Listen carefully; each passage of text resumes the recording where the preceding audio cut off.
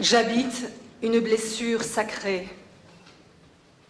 J'habite des ancêtres imaginaires. J'habite un vouloir obscur. J'habite un long silence. J'habite une soif irrémédiable. J'habite un voyage de 1000 ans. J'habite une guerre de 300 ans. J'habite un culte désaffecté. Entre bulbes et cailleux, j'habite l'espace inexploité. J'habite du basalte, non une coulée, mais de la lave le mascaré qui remonte la valeuse à toute allure et brûle toutes les mosquées. Je m'accommode de mon mieux de cet avatar, d'une version du paradis absurdement ratée. C'est bien pire qu'un enfer. J'habite de temps en temps une de mes plaies. Chaque minute, je change d'appartement et toute paix m'effraie. Tourbillon de feu, assidie comme nul autre pour poussière, de mondes égarés, ayant craché volcan mes entrailles d'eau vive. Je reste avec mes pains de mots et mes minerais, secrets. J'habite donc une vaste pensée, mais le plus souvent je préfère me confiner dans la plus petite de mes idées. Ou bien j'habite une formule magique, les seuls premiers mots, tout le reste étant oublié. J'habite l'embâcle, j'habite la débâcle, j'habite le pan d'un grand désastre. J'habite souvent le pis le plus sec, du python le plus efflanqué, la louve de ses nuages, j'habite l'auréole des cétacés. J'habite un troupeau de chèvres tirant sur la tétine de l'arganier le plus désolé. À vrai dire, je ne sais plus mon adresse exacte, abbatiale ou abyssale. J'habite le trou des poulpes. Je me bats avec un poulpe pour un trou de poulpe. Frère, n'insistez pas.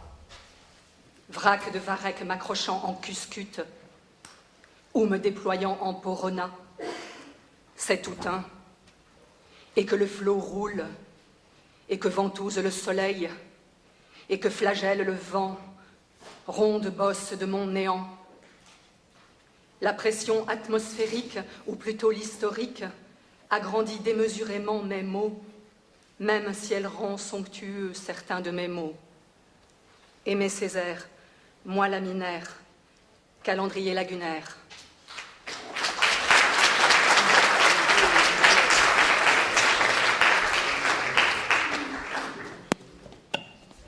Merci beaucoup Sophie Pourel pour cette belle lecture.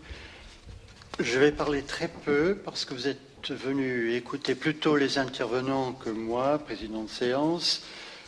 Nous avons cet après-midi une séance consacrée aux humanismes. Loïc Séry vous l'a dit ce matin. Et aux humanismes justement de nos trois poètes, les liens entre les poétiques, leur portée éthique et forcément à la fois les convergences et les divergences entre cet aspect de leur pensée. Je fais appel donc dans un premier temps à Bernadette Caillé, qui est professeure émérite à l'Université de Floride, University of Florida, Gainesville, aux États-Unis. Forcément, tout le monde ici est multirécidiviste en ce qui concerne la publication. Je ne vais pas dénommer tous les titres, ni de ces personnes, ni de leurs ouvrages. Je vous laisse tout simplement leur parler après, au moment des débats éventuellement, ou simplement en privé avec eux par la suite. Enfin, sachez simplement, n'est-ce pas, que ce sont d'éminentes personnalités et qui ont tous les droits d'être là devant vous aujourd'hui. Bernadette, si vous voulez bien, je vous laisse la parole. 20 minutes, n'est-ce pas? Avec une guillotine à la fin. Monsieur la guillotine. Voilà, monsieur Guillotine, la strictitude incarnée. C'est assez difficile, je vais couper pas mal le originel. Schellcher, brillant, Mandela ou la force de regarder demain par les voix de Césaire, Perse et Glissant. Je commence par une citation de La force de regarder demain, le poème d'Aimé Césaire, de Moi Laminaire. N'importe l'insolent tison, silex haut a brûlé la nuit épuisée d'un doute à renaître la force de regarder demain. Trois hommes de conversation, comme le disait de lui-même Aristide Briand, tels furent bien, tels sont Victor Schellcher, Aristide Briand donc et Nelson Mandela. Trois hommes aux visions puissantes, aux paroles fidèles, têtus, rigoureuses, souvent capturant des colères, aurait dit Césaire, hommes de rêve et d'action, aux idéaux de justice, de conciliation, de réconciliation, qui eurent, qui ont la force de regarder demain. Tels furent, tels sont Schellcher, Briand et Mandela. Cette communication examine quelques textes qui certes ne sont pas des poèmes, mais plutôt des discours plus ou moins oratoires, plus ou moins méditatifs, dont je ne doute pas qu'ils se nourrissent de la vocation poétique et de son approche irremplaçable au monde. Depuis longtemps, je pense, et je ne suis pas la seule, que les réseaux intellectuels respectifs de ces trois penseurs que furent Saint-Jean Perse, Aimé Césaire et Édouard Glissant viennent de l'aiguillon, du souffle de la vision poétique qui les anime, ce que les milieux universitaires semblent parfois, souvent peut-être oublier. C'est Glissant lui-même, qu'il n'y a pas si longtemps, dans Philosophie de la relation de 2009, écrivait, citation, « Alors nous découvrons émerveillés que la langue des philosophies est d'abord celle des poèmes. » Fin de citation. Essayons de lire ces textes dans un emmêlement, mot très glissantien, que j'espère assez clair et convaincant pour l'entendement, j'espère aussi laisser à ces paroles une sorte d'entre-nous, d'une distance irréductible entre la lectrice et cet objet de discussion. Certes, les lecteurs y dessoucheront dans ces voix des différences que d'aucuns pourraient trouver essentielles. Ainsi, attitudes fort différentes vis-à-vis des croyances et pratiques religieuses. Différences notamment dans des domaines d'opinion, d'inscription dans l'histoire, la culture aussi, ou plutôt dans les histoires et cultures. Différences sans doute de manière d'être, de vivre, ressentir l'altérité, et enfin de se situer entre les partis, dits de gauche et de droite. Si Schellcher ne quitta jamais la gauche, on sait que Briand, quant à lui, ne conserva pas son allégeance à la gauche radicale. Glissant par ailleurs, dit de Mandela qu'il était, je cite, discrètement capitaliste, à aucun moment anticommuniste, ce qui n'est pas d'ailleurs complètement exact, Mandela ayant eu des heures anticommunistes dans sa jeunesse. Et l'on ne saurait trouver étonnante évidemment les réserves de Césaire vis-à-vis du traité de Rome de 1957, ni oublier qu'il devait appeler à voter blanc lors de la ratification du traité de Maastricht en 1992. Est-il enfin nécessaire de rappeler que Schellcher, Briand, Perse furent engagés, toute la France politique et sociale le fut, bien peu nombreux furent les dissidents dans la triste aventure coloniale. Nulle excuse ici à trouver, aussi bien sur le plan individuel que collectif, et impossibilité d'effacer les contradictions chez l'un ou l'autre. De Césaire, j'examine Victor Schellcher et l'abolition de l'esclavage, texte imprimé en introduction à Esclavage et colonisation par Victor Schellcher, 1948. À ce texte s'en ajoutent plusieurs également signés de la main de Césaire et dont je ne dirai que quelques mots ou pas de mots du tout. De Perse, signant alors Alexis Léger, je me penche sur le texte intitulé Briand, discours prononcé à la New York University le 28 mars 1942 pour une commémoration internationale du 80e anniversaire de la naissance de Briand. Briand, d'ailleurs, à l'occasion de son séjour aux États-Unis, avait prononcé un discours dans ce même amphithéâtre. Les contacts de Perse Léger avec ce dernier, datés de novembre 1921, date où Léger, invité comme expert politique, rencontra Briand à la réunion organisée à Washington sur la limitation des armements. On se souvient qu'Alexis Léger serait chef de cabinet de Briand, ministre des Affaires étrangères de 25 à 32, et allait accompagner celui-ci dans de multiples voyages. Il semblerait que bien des textes nés du ministère de Briand aient été conçus sous la plume de Léger, que je vais nommer ci-après Perse. En ce qui concerne Glissant, en premier lieu, je m'approche du chapitre intitulé « Le temps de Mandela », extrait du traité du tout-monde de 1997, condensé biographique et méditation de l'œuvre accomplie. C'est par le biais d'un thème premier et dernier, à savoir le thème des temps, du temps, grand T, que dans cette courte étude, je tente de cerner respectivement ensemble et plus précisément ces textes. En conclusion, je dis quelques mots sur la beauté que représentent les vécus, examinés dans les voix de Césaire, perse et glissant. Pour ce faire, je suis amenée à proposer quelques remarques sur un autre texte de Glissant, portant comme en tête prose mesurée et rythmée pour les rochers de Robin, extrait d'une nouvelle région du monde de 2008. Ainsi, quelques remarques aussi qu'à propos du récit Un dimanche au cachot de Patrick Chamoiseau. J'intitule cette section Conscience morale et beauté. Conscience morale, mot de Césaire à propos de Schellcher. Je n'aurai pas le temps, je pense, de présenter cette dernière section, même en résumé. Schellcher, lutte contre l'esclavage, et non seulement avènement de son abolition, 1848, mais affirmation de l'égalité des droits, avec déjà l'idée d'une départementalisation. Brillant, travail de rapprochement franco-allemand, incluant la politique à forger et réalisée d'une Union européenne, ainsi que l'accord international formulé, rendant toute guerre potentiellement illégale. Pacte général de renonciation à la guerre comme instrument de politique nationale, dans les mots de Perse. Et ceci loin de toute politique d'apaisement vis-à-vis du danger hitlérien grandissant. Voir le pacte Briand-Kellogg ou pacte de Paris du 27 août 28, prolongement des accords de Locarno de 25. Mandela, lutte contre l'apartheid, avènement de son abolition, 91, et façonnement d'une Afrique du Sud commune à tous. Dans le texte de Césaire, la forme du sens épouse les styles appropriés à chaque sujet exploré, de la narration, de la description méthodique et érudite des circonstances, des lieux et des gens, nombreux ces gens, de plus d'un milieu et de plus d'un temps, à l'énumération froide des faits, de la répétition cadencée, quasi anaphorique, à l'invective, à la question souvent ironique ou indignée. Ce texte, à bien des égards, rappelle le discours sur le colonialisme, dont la composition n'était pas lointaine.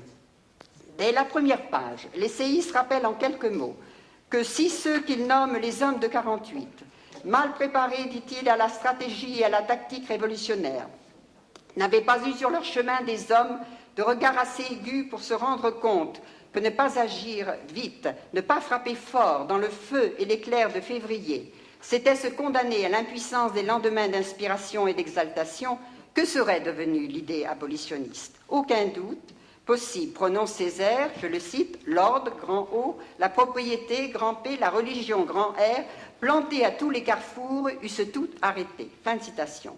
On sait que nombreux étaient ceux, aux Antilles, à Paris, y compris dans l'entourage immédiat de Schellcher, ainsi parmi les membres de la commission d'abolition, qui conseillaient d'attendre les élections d'une assemblée constituante pour mettre à bien le projet et examiner à retardement, lentement, de multiples questions. Ainsi, statut civique des nouveaux libres, leur droit à participer aux élections proches, le maintien de la main-d'œuvre sur les plantations, l'indemnité due aux colons et aux esclaves, rétorque Schellcher, toute question urgente. Tout l'argument de Césaire démontre systématiquement qu'un acte fulgurant, son terme, était nécessaire, acte propulsé par les actions et décisions de Schellcher, en collaboration, en union avec la masse des esclaves, qui, le souligne très fortement Césaire, citation, eurent le bon goût de ne pas attendre l'arrivée du Messie, fin de citation. En effet, entre février 48, date où la monarchie est renversée, le 23 mai, abolition enfin de l'esclavage à la Martinique, suivie de peu de jours par la même abolition à la Guadeloupe, se situe l'insurrection des forces populaires, la bataille qui incita la bourgeoisie à supplier le gouverneur, écrit Césaire, de déclarer l'abolition avant même de recevoir les ordres de Paris. Aux trois quarts environ de son adresse, Césaire rappelle, je pense que c'est une paraphrase de Schellcher, aux colonies comme dans la métropole, le temps des fictions est passé. Ce temps des fictions, qui oppose à la marche temps présent dans le réel, l'essayiste, tôt dans son discours, en fait, y englobe, et ce n'est pas étonnant, une rétrospective sur les temps de l'esclavage aux Antilles. Temps passé, us et coutumes où les préjugés, les ignorances, les abrutissements tiennent lieu de pensée, ni plus ni moins. Le questionnement ironique, l'invective, y font écho par avance, comme je disais, à ces passages inoubliables du discours sur le colonialisme, où Césaire parlera de l'ensauvagement du continent européen s'entend. En contrepartie, suit une exploration sur le mode de la question et de la réponse, de caractéristiques civilisationnelles majeures des peuples envahis. arrachés donc à leurs terres et traditions. Enfin, troisième dimension de ces temps, tant de Schellcher et tant mis à jour par Césaire, tant entremêlé donc la mise en évidence par ce dernier, un siècle plus tard, de l'actualité, des raisonnements, des engagements, des idéaux de celui-là. Schellcher, écrit-il, peut servir. L'apartheid, en cette fin des années 40, est là, comme le sont les marches anticolonialistes, antiracistes de l'après-guerre, et les difficultés évidemment rencontrées par la départementalisation aux Antilles, en Guyane et à La Réunion.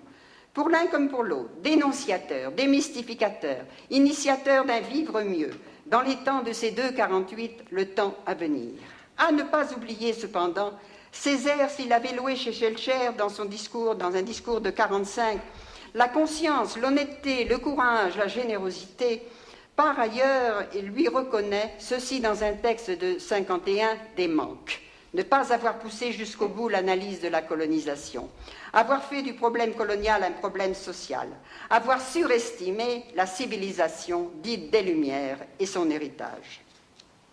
En contraste avec le ton pamphlétaire, parfois, de Césaire, les lecteurs de Peirce reconnaîtront dans son discours de New York la parole ample, le déroulement majestueux et enveloppant des grands versets poétiques, des grands discours, aussi de Florence ou du prix Nobel, ton d'hommage très grandiose, non pas grandiloquent cependant, à la mémoire de cet homme d'État révéré. Le temps.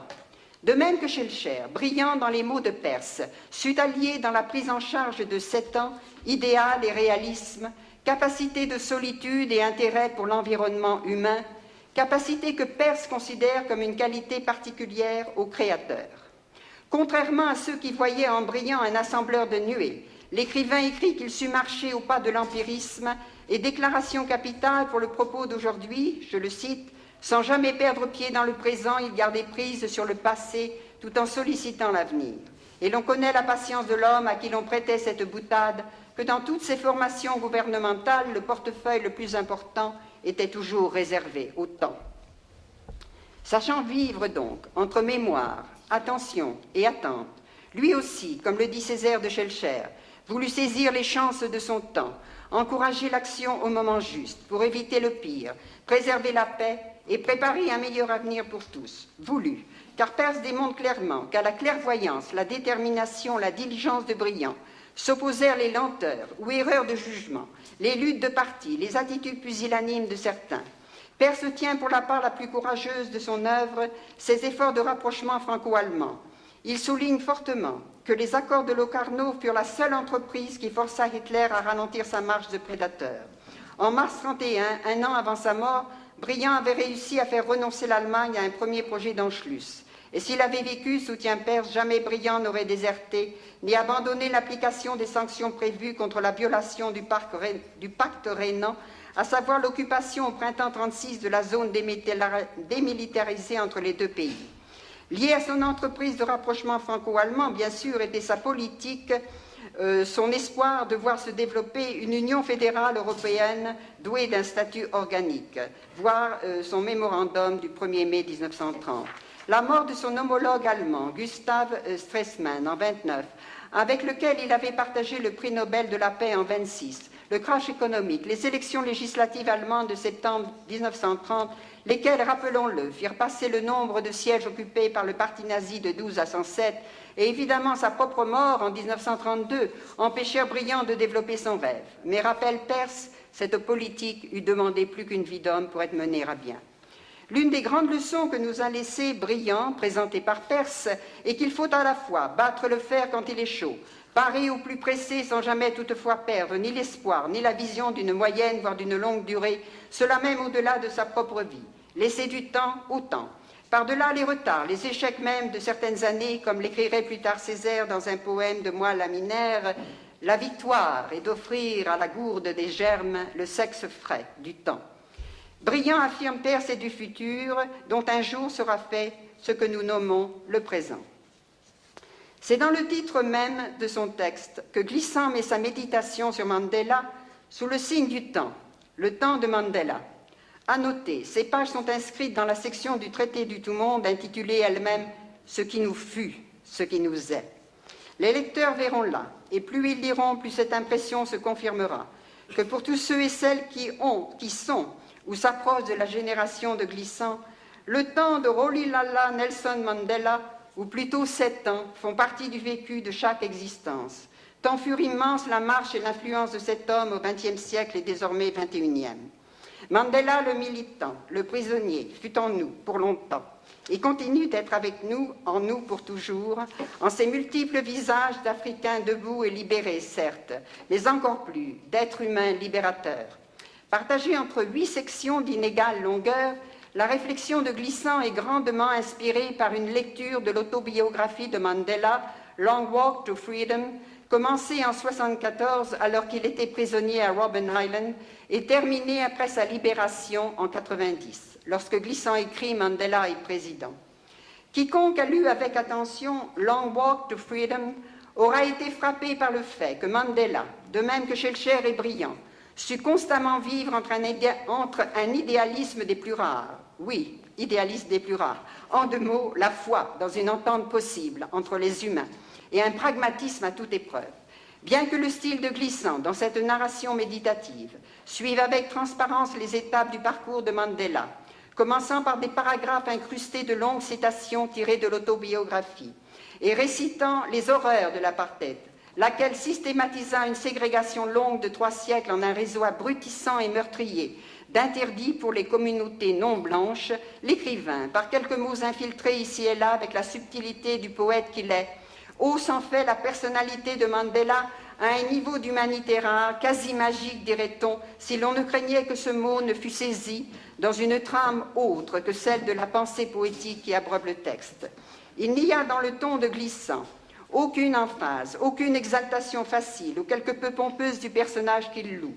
Pourtant, on verra dans cette écriture une réflexion soutenue sur l'idée de destin, destin dont l'écrivain rationnellement doute qu'il existe. Mandela a survécu là où tant d'autres ont été broyés, décimés par le système raciste. Par rapport à la question du temps, la pensée s'exprime comme suit. En premier lieu, la lectrice est invitée à contempler ces moments séparés que furent l'enfance au Transkaï, année qui ne semblait d'aucune façon annoncer une destinée bouleversante pour lui-même, certes, mais encore plus pour des millions à qui l'on refusait le droit d'exister. Puis les longues années d'emprisonnement, puis enfin le temps d'avril 1994 où Mandela devint président de la République d'Afrique du Sud, lieu et jour d'une transformation radicale, à savoir dans les mots de Glissant, avènement d'une démocratie non raciale prônée dès le début par l'African National Congress et qui longtemps parut à tous, acteurs et spectateurs de ce drame, est un rêve inatteignable. Ces temps, écrit Glissant, à les regarder froidement, auraient dû être inconciliables. C'est là que l'écrivain, sans grand éclat visible, mais que celle qui a des yeux pour lire lise, présente Mandela comme une sorte de chaman, qui aurait su nouer avec le cosmos un arrangement inouï. Citation. « Celui qui a parcouru cette trace si peu tracée semble avoir entretenu avec le temps de profonds rapports de complicité. » Fin de citation. Puis dans le même mode symbolique apparaissent les mots, comme si une puissance l'avait gardé en marge des jours qui passent jusqu'à etc. De même que Briand invoque la souveraineté du temps, de même que Césaire rappelle de quelle force fut la montée des esclaves hors des chaînes, soutenue par les actions de Schellcher et de quelques autres en leur temps. Glissant met en relief la coïncidence entre les temps du peuple sud-africain, le temps de Mandela, et ce temps, grand T, rêvé dans l'imaginaire de beaucoup, et enfin réalisé, peut-être, d'un monde autre, d'une vie autre. 3/4 de siècle de travail, de luttes intensives, entre douleur, espoir et victoire. Rencontre aussi entre le soutien de collaborateurs fidèles, tels Oliver Tambo et Walter Sisulu, le travail de persuasion auprès de l'ANC. Et enfin, l'initiative que Glissant qualifie de presque solitaire de Mandela de prendre contact avec Botha et de Klerk. En effet, le temps de Mandela, déclare l'écrivain, est celui même du peuple sud-africain. Fin de citation. Conscient totalement des dérapages, des échecs, ici et là, de l'idéal de Mandela, dans les convulsions difficiles de cette sortie de l'inhumain, Glissant suggère que si l'entreprise de réconciliation réussit, si une démocratie réellement non raciale se développe, l'Afrique du Sud offrira au XXIe siècle, écrit-il, une promesse d'équilibre planétaire. Mots audacieux, certes. Le temps de Mandela, souligne enfin l'écrivain, enseigne, je le cite, qu'il n'est pas nécessaire de se renier pour s'ouvrir à l'autre. Les concitoyens peuvent être différents, sans avoir à s'intégrer pour travailler ensemble. vivre ensemble. La nation apprend un sens nouveau. Paroles qui furent le leitmotiv des dernières années de Glissant. Le temps de Mandela, salué ici, deviendrait alors, selon le règne du poète, le temps du monde. Il y aurait d'autres commentaires à faire sur ce texte qui, à chaque phrase, déborde ce qu'on croyait apercevoir comme limite du dit dans le moment de la lecture. Ainsi, Glissant disserte sur l'art de compter de Mandela, art de griot, précision, humour et sagesse. Ainsi, il n'oublie pas ceux déjà du passé, Mahatma Gandhi, Martin Luther King, Che Guevara, qu'il dessine en 2 mots, héros tragiques, qui, comme le Toussaint de ses airs, font pâlir la mort et renaître la vie. Jusqu'au dernier mot de son essai, glissant ainsi sur la rencontre entre nos temps et celui de Mandela, Mandela qui, comme Schellcher est brillant, navigue entre l'instant et la durée, le réel et le non-vu, non-vécu, mot de Glissant, ouvrant non seulement une porte sur le futur, mais criant au monde que l'avenir est toujours possible. Jusqu'au bout, Glissant trace de Mandela, le portrait d'un être quelque peu à l'écart, passé par le feu de ses drames et de ses temps, du temps, et qui regarde toute chose et tout être, à la fois avec distance et amitié. Je suis obligée de m'arrêter.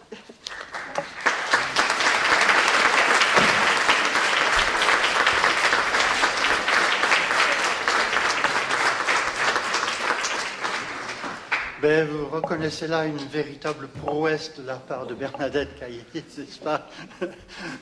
Brasser aussi large, prendre 6 consciences morales, pas simplement 3, mais 6 en 20 minutes, c'est quand même remarquable. Merci infiniment. Et en plus, ça déclenche merveilleusement notre débat sur les humanismes, justement, de ces 3 écrivains. Et je passe la parole maintenant à Edwy Plenel, et qui, parce que je dois être bref, qui a été directeur du Monde, du tout monde presque, n'est-ce pas? Directeur du quotidien Le Monde, vous avez compris, et qui maintenant, ayant réalisé un autre rêve, il a créé Mediapart, cofondé Mediapart, n'est-ce pas, qu'il dirige toujours et qui s'infiltre un peu partout dans le monde grâce à l'Internet. Voilà. Eh bien, je vous donne la parole. Merci de respecter aussi bien que Bernadette, n'est-ce pas, les consignes données. Edwy Plenel. Merci et bonjour à tous. Cela vient d'être rappelé. Les 3 poètes qui nous réunissent aujourd'hui peuvent nous réunir non seulement par goût pour leurs œuvres, leurs chants, leurs récits, leurs contes, mais par souci du monde.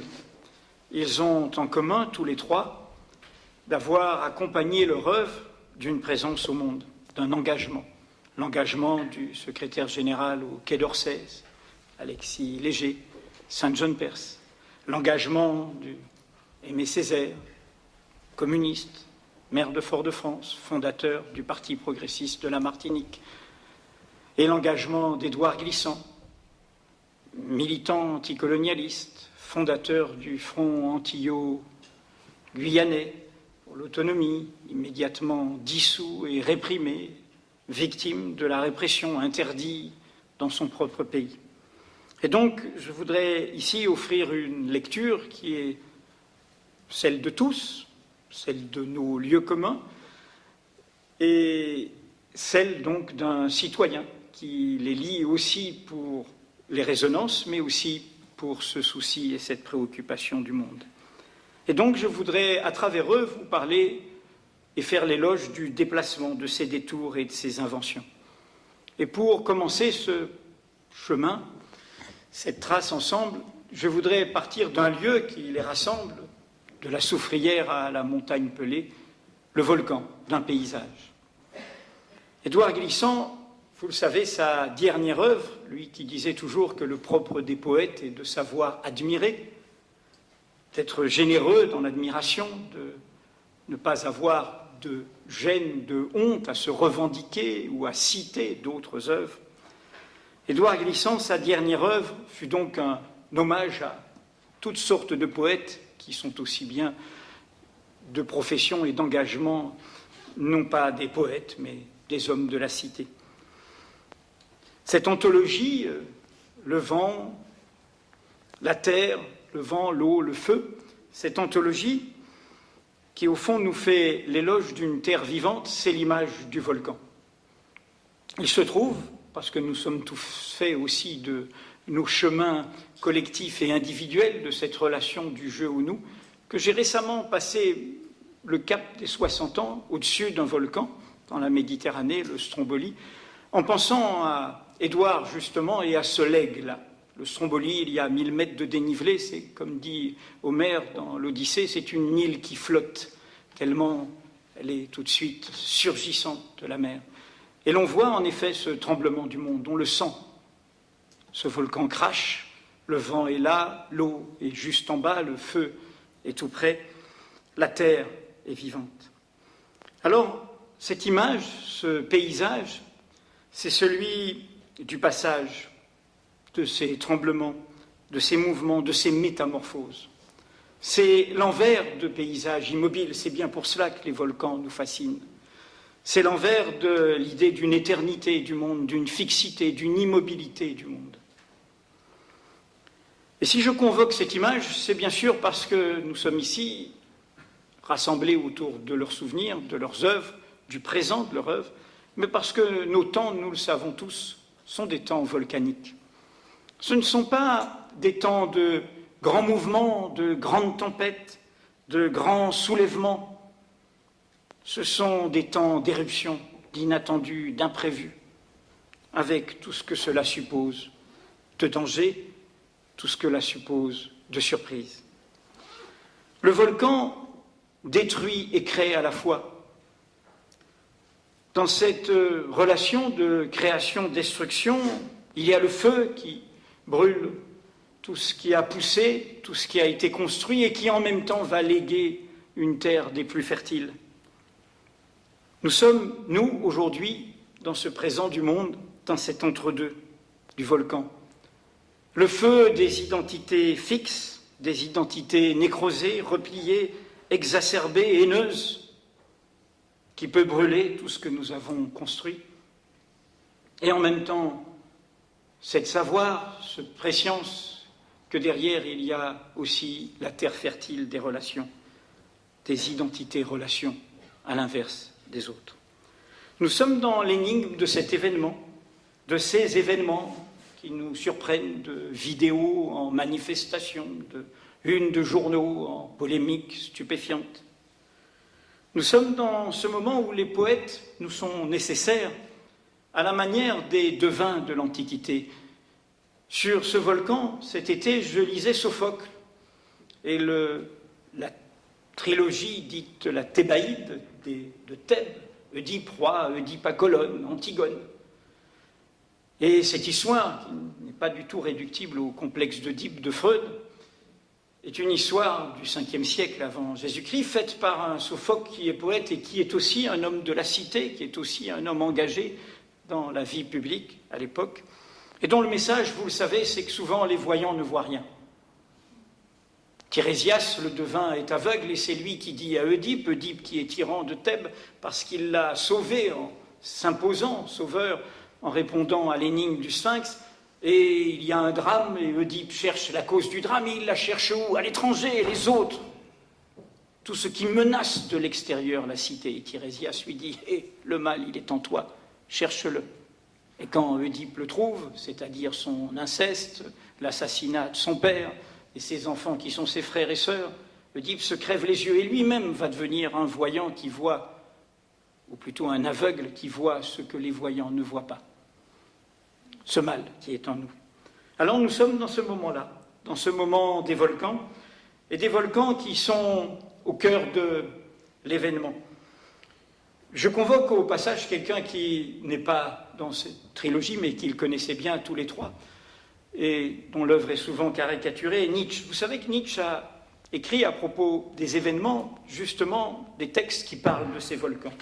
Il y a une île dans la mer où se dresse un volcan perpétuellement empanaché de fumée, écrit-il, pensant sans doute à Stromboli, dans un texte qui s'intitule « Des grands événements ». Et dans ce texte, il dit ce n'est pas autour des inventeurs de fracas nouveaux, c'est autour des inventeurs de valeurs nouvelles, que pointe le monde. Ce n'est pas autour des inventeurs de fracas nouveaux, c'est autour des inventeurs de valeurs nouvelles que gravite le monde. Il gravite en silence. Le fracas, qui n'est donc pas le vrai neuf, le fracas qui nous occupe, c'est celui des identités à racines uniques, des identités assignées, imposées, aveuglées, des identités rendues ignorantes de leur complexité, de leur diversité, de leur créolisation. Nos trois poètes, dans les contradictions et la diversité et en même temps la communauté de leur cheminement, nous disent cette tension-là.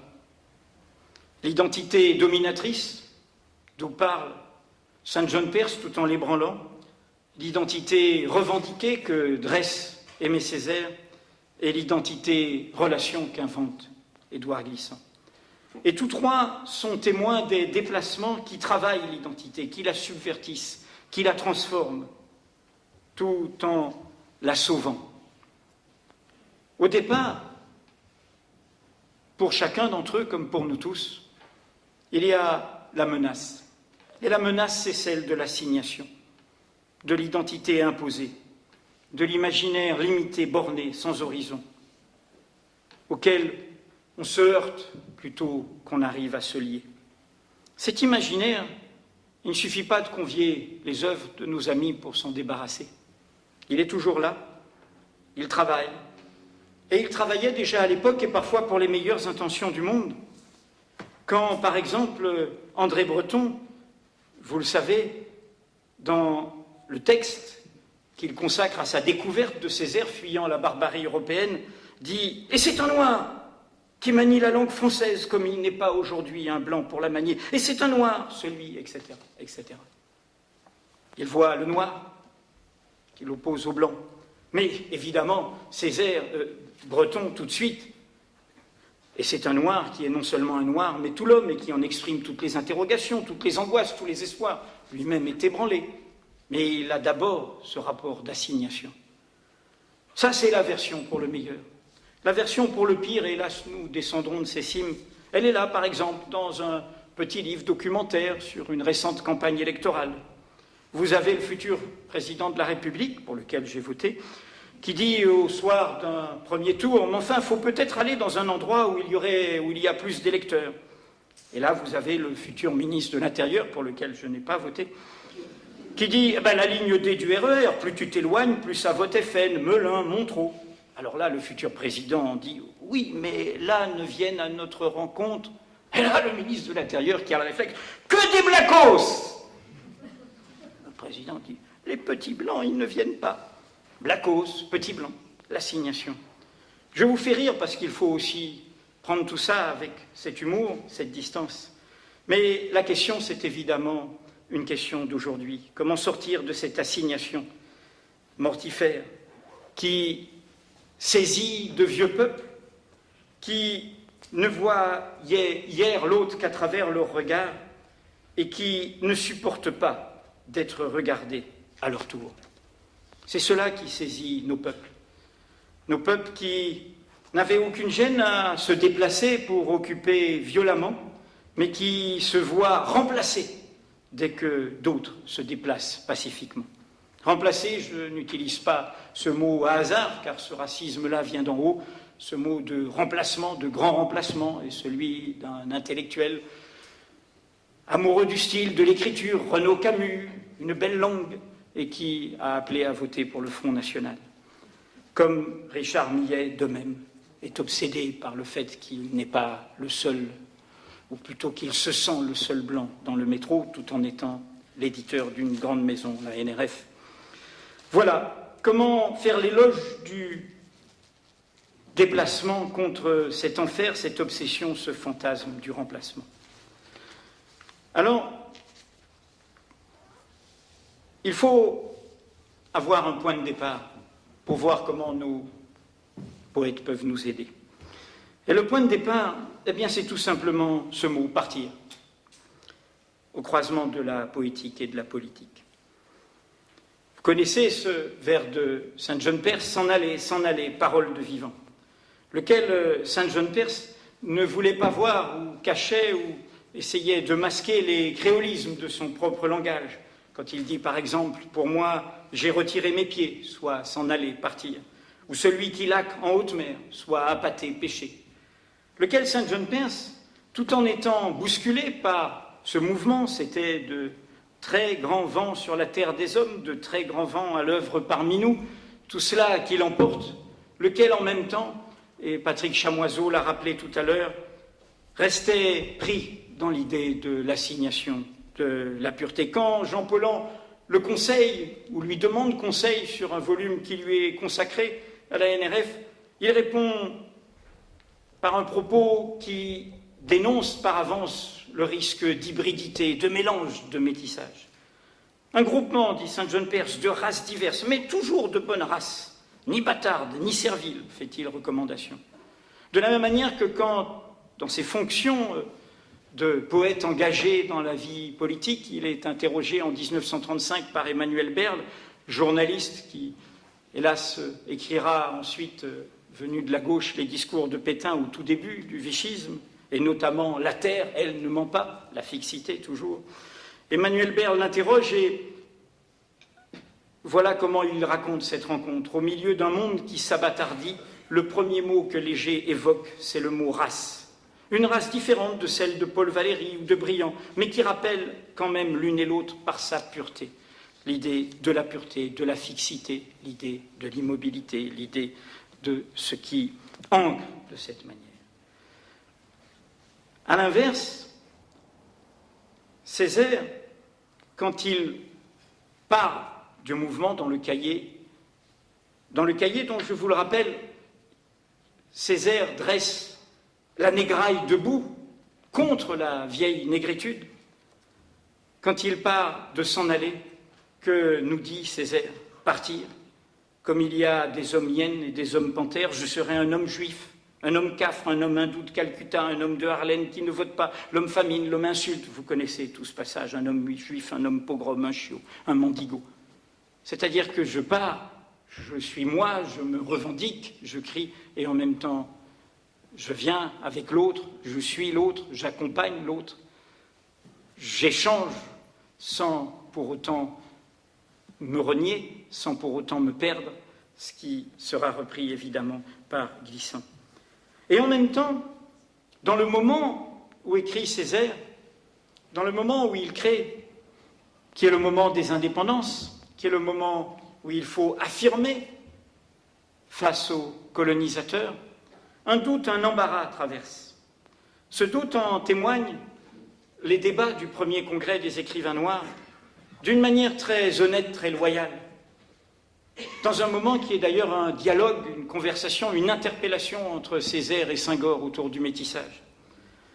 Césaire est inquiet de comment le colonialisme crée ce qu'il appelle une barbarie par l'anarchie culturelle.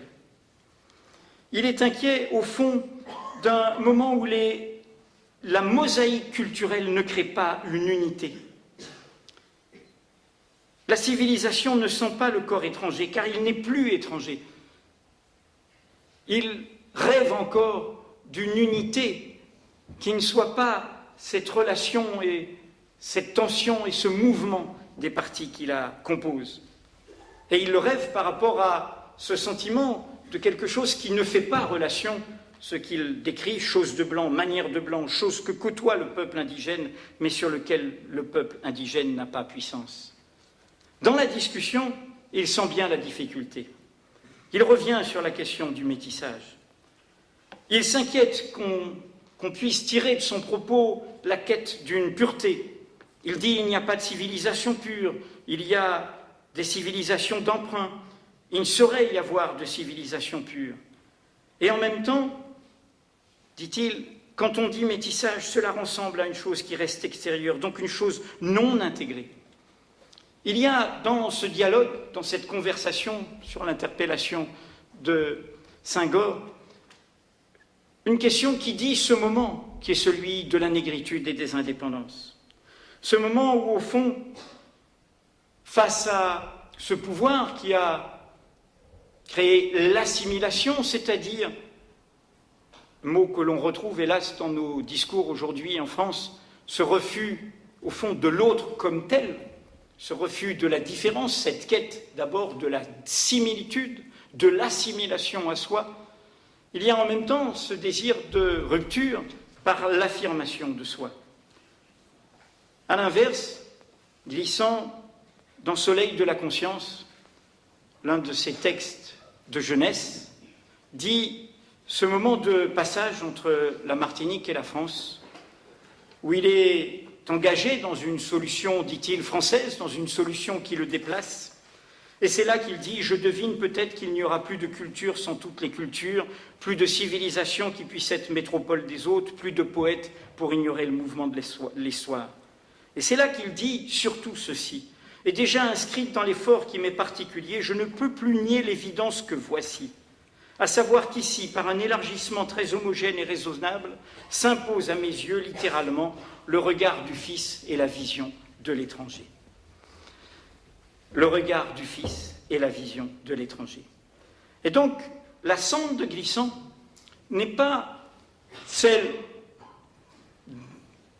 de la nostalgie de pureté de Saint John Perse, malgré le mouvement qui l'emporte, n'est pas celle du moment de affirmation de la libération comme un moment, comme un instant de Césaire. Elle est l'affirmation de la créolisation comme un acte, comme une volonté, comme une conscience, comme une liberté, comme une continuité, comme une durée. Il y a dans un cas un monde qui finit et qui s'en va. Dans l'autre cas, un monde qui s'affirme et qui est là et qui vient. Et dans le troisième, un monde qui s'invente, un monde à venir. Les trois sont liés, les trois font corps. Mais la nouvelle région du monde que nous appelle à inventer Glissant nous revient. Elle nous revient au cœur du legs qui doit être le nôtre en tant que citoyen aujourd'hui. C'est là, pour reprendre la formule de Nietzsche, la question du silence. C'est là où il y a, loin du fracas médiatique, un silence à écouter. Ce silence de la relation, ce silence du passage, ce silence de l'échange. Il y a une maison des passages que Patrick Chamoiseau connaît bien, qui a été inventée à Lyon et qui se revendique de tout cela et qui parle de la France telle qu'elle est. Peut-être est-ce là, dans des lieux comme celui-là, dans des lieux de cet archipel, et non pas des continents dominateurs, mais des archipels qui inventent en relation leur liberté, que se joue peut-être, et ce sera mon mot pile dans les 20 minutes de conclusion, l'optimisme en politique. L'optimisme en politique, c'est ainsi que Saint John Perse le définissait dans un entretien de 1935. Dans un moment, celui de l'avant-guerre, qui n'est pas sans résonance avec les catastrophes qui menacent notre monde. Malheur aux incertains et aux parcimonieux. On périt par défaut bien plus que par excès. La vie est toute action, l'inertie est la mort. Merci. Et c'est Romuald Fonquoy qui va présenter sa communication sur Césaire et Glissant, signes et consignes. Je n'ai pas à le présenter, n'est-ce pas? Tout le monde le connaît, professeur de littérature francophone et maintenant nommé à Sorbonne, rédacteur en chef de la revue Présence africaine. Et j'ai eu le plaisir de travailler avec lui aussi sur Le philosophe nègre de Gabriel Mayol dans la collection Autrement même. Romuald, à toi la parole. Merci. Je vais essayer de tenir dans le temps qui m'est imparti et avec un peu d'effort, je ferai sans doute beaucoup moins.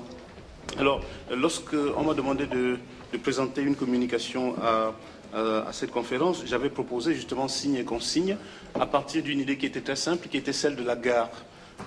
En général, quand on prend le train, en Europe tout au moins, en Afrique peut-être un peu plus maintenant, et qu'on se retrouve dans une gare, il y a toujours des consignes. Et en général, n'est-ce pas, dans les consignes, on met les valises quand on ne sait pas quoi en faire, lorsqu'on doit effectivement faire autre chose, et on revient, n'est-ce pas, les chercher un peu après. C'était le point de départ de ma réflexion, en me posant la question de savoir qu'est-ce qu'il y a en général dans les consignes. Et je pense que ce qu'il y a dans les consignes, ce sont des signes. C'était une boutade, et je l'ai creusé en inversant mon propos, non pas en partant des consignes pour les signes, mais plutôt en partant des signes pour les consignes, et en me posant la question de savoir quels sont les signes qu'on a l'habitude de consigner lorsqu'on fait de la poésie. Et c'est bien effectivement ce qui rattache, me semble-t-il, Césaire à Glissant. Donc, dans mon propos, je vais essayer de me poser la question de savoir quelle est l'importance que ces deux auteurs accordent aux signes, qu'est-ce qu'ils consignent et dans quel but consignent-ils. Voilà en quelque sorte les trois moments de ma réflexion, qui seront trois moments assez simples. Il me semble que s'il y a une relation qui peut être établie entre Césaire et Glissant, c'est que Glissant a sans doute reçu de Césaire la force du signe. La poésie de Césaire est celle qui construit justement une force au mot. Et pour cela, il suffit, n'est-ce pas, de relire le cahier d'un retour au pays natal, ce que je ne ferai pas ici, de façon exhaustive, sauf à rappeler qu'au fond, dans ce long poème, l'un des moments les plus importants qu'accorde le poète à la fonction de la poésie, c'est un moment qu'il accorde justement au mot, lorsqu'il explique, au fond, que l'on croit que les nègres utilisent des mots pour rien. En fait, les nègres n'utilisent pas des mots pour rien, ils utilisent des mots pour dire quelque chose. Et les mots de Césaire sont des mots qui sont importants. Pourquoi? Parce que ce sont des mots qui sont des paludismes, parce que ce sont des mots qui sont des rats de marée, parce que ce sont des mots qui sont des érésipèles, parce que ce sont des mots qui sont des volcans. Et de ce point de vue, on pense bien que les signes ici ne sont pas des signes neutres, ce sont des signes qui désignent presque toujours, chez Césaire en particulier, une matière. Et ce sont des roches, ce sont des laves, cela a été rappelé tout à l'heure, et je n'y insisterai pas. Glissant, d'une certaine façon, lorsqu'il se lance dans la poésie, va reprendre justement à Césaire cette idée de la poésie matière ou bien du mot matière. Et dans le recueil qui a été réédité récemment, à savoir Le sang rivé, dès le début de ce poème, il accorde justement au mot, il accorde justement à la poésie cette fonction qui est justement la fonction de la matière. Et qu'est-ce qu'il dit? Je cite: « Je pousse les îles contre le mur, j'isole un pan de silence et le déclenche, puis je ramasse la terre qui est tombée, la terre d'expérience, mot à mot. Pendant l'effort, une impatience opaque, mais j'attends ce précipitement de l'œil illuminé les profonds, ce halètement des végétations hautes parmi la nuit. Enfin, une allée son cours et je ne la retiens plus. Tout le passé dans la goutte de pluie presse et bouscule le jour qui vient. » Et on sait très bien la suite qu'il va accorder à cette séquence, puisqu'il s'agit, n'est-ce pas, dans ce recueil, de retrouver l'ensemble de tous les mots qui fixent justement une végétation, ou alors qui fixent ce qu'il appelle ici une illumination. De ce premier point de vue, on peut penser que l'héritage qui est profondément celui de Césaire, c'est l'héritage justement du mot.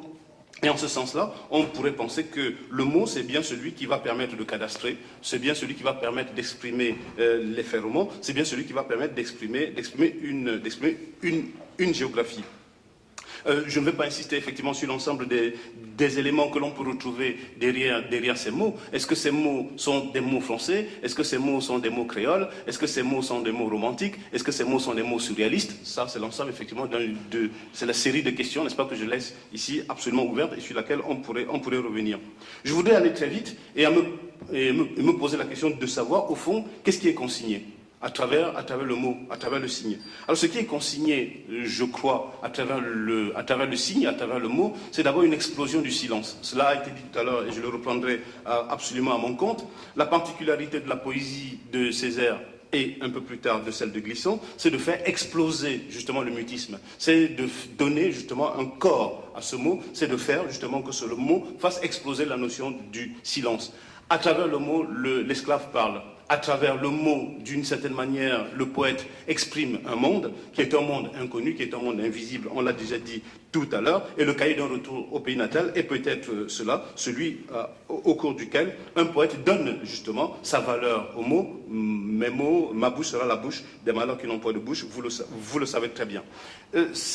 Glissant, pour sa part, ne va pas se fonder sur la notion du mot, il va aller sans doute beaucoup plus loin que le silence, et il va s'arrêter précisément sur le silence qui est discours, sur le silence qui est mot. Autant chez Césaire, c'est le mot qui remplace le silence, autant chez Glissant, c'est plutôt le silence qui lui-même est mot. Et on s'apercevra dès le début de sa poésie que ce qui l'intéresse, ce sont les yeux et la voix. Les yeux parlent et la voix parle aussi. Et d'une certaine manière, on voit bien que, de ce point de vue, Glissant dépasse un tout petit peu Césaire en pensant que le mot peut être dangereux lorsqu'on ne sait pas l'utiliser, alors que la voix, d'une certaine façon, même lorsqu'elle n'exprime pas des mots, est susceptible de pouvoir dire un langage. Et les yeux, alors là, pour le coup, on n'en dira rien. Et puisqu'il s'agit effectivement d'une conférence qui est ici consacrée à Saint John Perse, Césaire et Glissant, on ne dira rien, effectivement, n'est-ce pas, de la relation que les yeux, justement, entretiennent avec le langage, aussi bien chez Saint John Perse, on le sait, n'est-ce pas, que chez Glissant. Chez Glissant aussi, il va aller beaucoup plus loin que Césaire, puisqu'il va être le premier, justement, à évoquer la notion de la géographie torturée. Cette notion de géographie torturée, il la reprend, bien sûr, à Césaire, mais là où, chez Césaire, la géographie n'est pas torturée parce qu'elle est absente, chez Glissant, cette géographie est torturée parce que, précisément, elle remonte à l'histoire, j'aurai l'occasion d'y revenir, elle remonte à l'histoire, certes, mais elle remonte surtout à une réalité qui est celle de la géographie antillaise elle-même. Dans la poésie de Césaire, on a bien le sentiment que si la géographie parle et les volcans et les laves sont là pour le dire, la poésie de Glissant doit être à la hauteur des volcans, doit être à la hauteur des laves. Il le dit lui-même, nous venons d'un pays de volcans, il faudrait que notre poésie soit justement à la hauteur des volcans. Chez Glissant, pardon, ce n'est pas exactement le cas. Il pense que cette géographie est une géographie torturée parce qu'elle est une géographie qui ne ressemble à aucune autre géographie. Elle est une géographie mêlée, elle est une géographie complexe, elle est une géographie explosive. Et en ce sens-là, on peut penser qu'au fond, la poésie qui est la poésie torturée, la géographie torturée de Glissant, est une géographie qu'il faudrait ordonner d'une certaine manière par la poésie. Enfin, il conviendrait de noter que dans cet ordre d'idées, la poésie ici est censée justement ordonner, cadastrer ou créer une sorte de géographie. Alors, si j'avais le temps, j'essaierais de montrer comment la géographie cadastre de Glissant est totalement à l'opposé de la géographie ferroman de Césaire, même si, bien sûr, on le sait très bien, c'est Césaire qui a été le premier, n'est-ce pas, à utiliser le terme de cadastre dans sa poésie. Je n'en dirai rien, sinon ça nous prendrait un certain temps. On peut y revenir si vous le voulez bien. Troisième moment, pourquoi est-ce qu'il y a une sorte de consigne? Pour une raison assez simple, je crois, c'est que la consigne fixe justement l'histoire. La poésie chez Glissant, comme les mots chez Césaire, sont ceux qui vont permettre également au poète ou bien à l'écrivain de fixer une histoire. Alors cette histoire peut être une histoire de l'éloge. Et on sait très bien que Césaire a pendant longtemps écrit des poèmes à l'honneur des grands héros de l'histoire de la colonisation ou bien des grands héros de l'histoire de l'esclavage. Je songe ici bien sûr à Son Toussaint Louverture, je songe ici à la poésie qu'il accorde à Fanon, je songe ici à la poésie qu'il accorde à Lumumba, et j'en passe. Mais Glissant fait exactement la même chose lorsqu'il se penche lui aussi sur Toussaint Louverture dans son Monsieur Toussaint, lorsqu'il accorde un certain nombre de places à Obama récemment, après l'avoir accordé à Paul Niger, après l'avoir fait pour Mandela, il en a été question tout à l'heure. On voit bien que d'une certaine façon, il s'agit de consigner une histoire qui, si elle n'est pas faite du point de vue de la langue, risque de disparaître. Et je songe ici précisément à ce qu'il écrit à propos de Paul Niger, je pense là à Glissant, mais je songe aussi à ce que Césaire écrit à propos de Fanon. Il me semble qu'il y a là manière pour les deux de pouvoir fixer des figures qui sont des figures historiques par la poésie. Mais il y a autre chose que cette sorte de fixité ou de fixation de l'histoire. C'est une sorte de témoignage. Le mot doit être précisément le lieu d'un témoignage, et l'écrivain doit être justement celui qui témoigne par le mot. Celui qui révèle l'existence d'une histoire qui était une histoire disparue et qui, par là même, doit, effectivement, n'est-ce pas, l'incruster dans une sorte d'histoire qui soit une histoire mondiale. Mais en le faisant, et c'est le troisième point, il me semble qu'il s'agit reconstituer une nouvelle épopée dans un nouveau monde. Alors, bien sûr, on sait très bien que la poésie, le mot qui célèbre les grandes figures, doit être également celle qui doit conçu une épopée. Mais telles que ces épopées ont été inventées, elles ne peuvent pas être le lieu d'une fixité d'un nouveau monde qui se crée, parce que ces mondes viennent de la colonisation ou bien de l'esclavage. Et la particularité, justement, de ces signes, c'est d'inverser la manière par laquelle on a pensé l'épopée, et c'est de faire, justement, l'épopée des peuples qui sont morts, alors que les épopées sont, en général, les épopées des peuples qui sont vivants. Et on voit bien que, de ce point de vue, Césaire et Glissant se rejoignent dans cette sorte d'invention d'une épopée du Nouveau Monde, et on sera sensible au fait que la poésie de Glissant, comme la poésie de Césaire à travers leurs mots, ne sont que des lieux de l'invention de nouvelles épopées. Je vous remercie.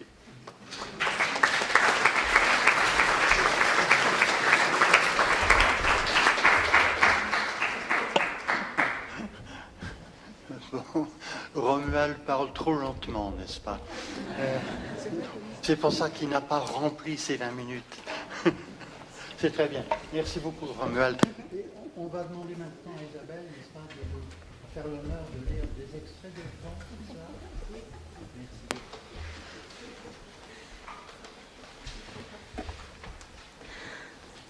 Les vents sont forts, la chair est brève. Aux crêtes liserées d'ors et de feu dans les lancinations du soir, aux crêtes ciliées d'aiguilles lumineuses parmi d'étranges radiolaires, naissent toi-même tressaillant dans de plus pures espèces, avec cela d'immense et de puéril qui nous ouvre sa chance? Je veille, j'aviserai. Et il y a là encore matière à suspicion, qu'on m'enseigne le ton d'une modulation nouvelle. Et vous pouvez me dire, où avez-vous pris cela? Texte reçu en langage clair, version donnée sur 2 versants, toi-même stèle et pierre d'angle, et pour des fourvoiements nouveaux, je t'appelle en litige sur ta chaise dièdre, ô poète, ô bilingue, entre toutes choses bisaiguës, et toi-même litige entre toutes choses litigieuses, homme assailli du Dieu, homme parlant dans l'équivoque, ah, comme un homme fourvoyé dans une mêlée d'aigles et de ronces parmi des noces de buzègles. Et toi, soleil d'en bas, férocité de l'être sans paupières, tiens ton œil de puma dans tout ce pain de pierreries.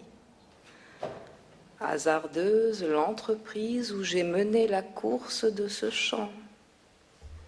Et il y a là encore matière à suspicion. Mais le vent, ah, le vent, sa force est sans dessein et d'elle-même est prise. Nous passons et nos ombres. De grandes œuvres feuille à feuille, de grandes œuvres en silence se composent au gîte du futur dans les blancheurs d'aveugles couvaisons. Là, nous prenons nos écritures nouvelles aux feuilles jointes des grands schistes. Et au-delà sont les craies vives de vigie, les hautes tranches à grands cris abominant la nuit, et les figurations en marche sur les cimes, parmi la cécité des choses, et les pierres blanches immobiles face aux haches ardentes. Et les terres rouges prophétisent sur la coutellerie du pauvre. Et les textes sont donnés sur la terre sigillée. Et cela est bien vrai. J'en atteste le vrai. Et vous pouvez me dire, où avez-vous pris cela? Plus d'un masque s'accroît au front des hauts calcaires éblouis de présence.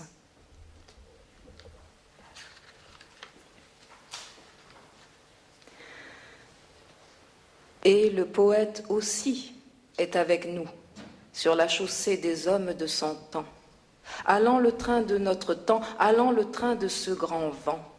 Son occupation parmi nous, mise en clair des messages, et la réponse en lui donnée par illumination du cœur, non point les cris, mais la chose même, prise en son vif et dans son tout. Conservation non des copies, mais des originaux. Et l'écriture du poète suit le procès verbal. Et ne l'ai-je pas dit, les écritures aussi évolueront. Lieu du propos, toute grève de ce monde. Tu te révéleras, chiffre perdu, que trop d'attentes n'aillent énerver. L'usage de notre oui, nulle impureté souiller le seuil de la vision. Et le poète encore est avec nous, parmi les hommes de son temps, habité de son mal.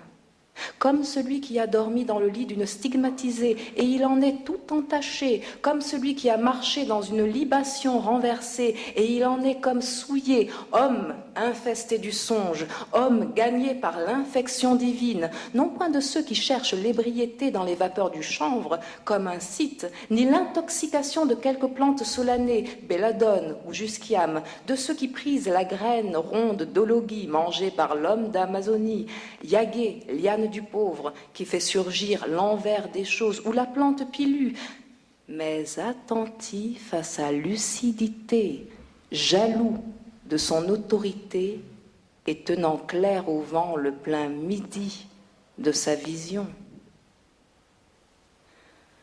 Le cri perçant du Dieu, qu'il nous saisisse en pleine foule, non dans les chambres, et par la foule propagée, qu'il soit en nous répercuté jusqu'aux limites de la perception. Une aube peinte sur les murs, muqueuse en quête de son fruit, ne saurait nous distraire d'une telle adjuration. Et le poète encore est parmi nous. Cette heure peut être la dernière, cette minute même, cet instant. Et nous avons si peu de temps pour naître à cet instant. Et à cette pointe extrême de l'attente, où la promesse elle-même se fait souffle, vous feriez mieux vous-même de tenir votre souffle. Et le voyant n'aurait-il pas sa chance, l'écoutant sa réponse? Poète, encore parmi nous. Cette heure peut être la dernière, cette minute même, cet instant. Le cri perçant du Dieu sur nous. Saint John Perse, chant 2, 6, suivi de chant 3, 6. Merci. Encore quelqu'un que je n'ai pas présenté, Ernest Pépin, qui joue tous les rôles culturels à la Guadeloupe, enfin depuis belle lurette, et qui a toutes les reconnaissances nationales, n'est-ce pas, jusqu'à la Légion d'honneur. Donc on se fait tout petit à côté de M. Pépin, qui est un grand ami quand même. Merci beaucoup d'être venu et nous parler des regards croisés, l'imaginaire des paysages.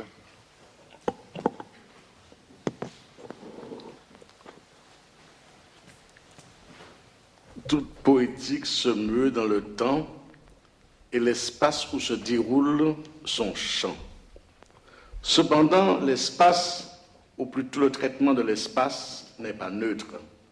Il se révèle au lecteur comme un indicateur qui oriente le sens de la narration du poème, tout en déployant un réseau multiple de significations ayant pour fonction d'engendrer la cohérence de l'ensemble textuel.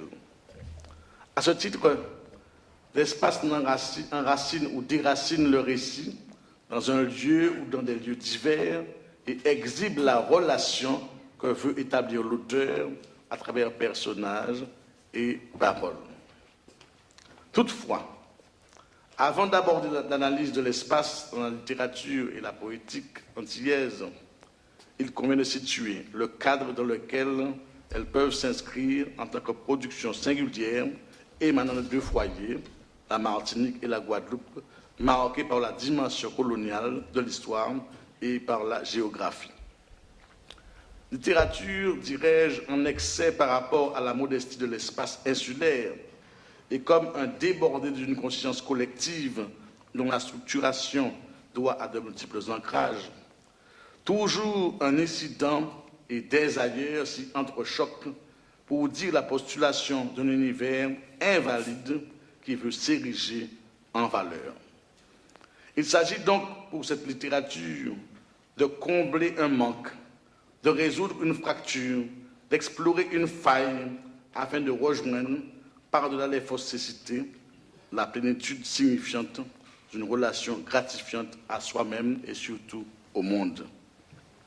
Il est à noter que cette littérature, dès le départ, ne s'est jamais pensée de manière autarcique, mais comme une confrontation obligée, un dialogue complexe avec la littérature occidentale. C'est que précisément, elle est née du besoin vital d'affirmer une altérité tout en revendiquant sa parenté avec les grandes littératures du monde.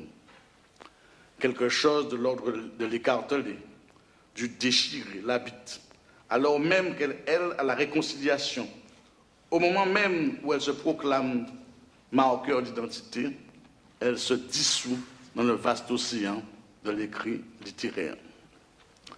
Condamnée à multiplier les acrobaties esthétiques et politiques, elle a connu un parcours contrasté où s'égrènent différents courants littéraires. L'itinéraire est connu, c'est une littérature dont l'évolution a été rythmée par différentes strates qui vont du doudouisme exotique à la créolité, en passant par la négritude et l'ancienneté, pour arriver bien sûr au tout monde.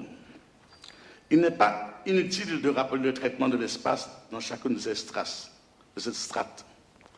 Le doudouisme exotique, impensé dans notre littérature, dans une sorte d'aveuglement idéologique, va mythifier l'espace en le défortant vers un ailleurs édénique correspondant aux clichés attendus par le regard colonial. Il ne retiendra que l'écart anesthésiant et anesthésié par rapport à une norme non dite, mais présente en creux, qui relève des canons de l'Occident. Mer bleue, sable d'or, colibri, végétation, beauté de la doudou font partie d'une panoplie convenue dont la fonction est d'extraire du paysage des ingrédients de merveilleux de pacotille propres à susciter le rêve d'une sorte d'innocence paradisiaque du paysage. Aussi bien assistons-nous à une mise en scène de la nature qui, loin d'être naturelle, sera naturée avec des artifices plus ou moins grossiers. Cet excès de la nature tue la nature en brouillant l'émergence d'un sens et il n'en reste que le décor d'un fantasme exotique d'île amoureuse du vent où l'air a des senteurs de vanille. Dans ce paysage, l'être est absent.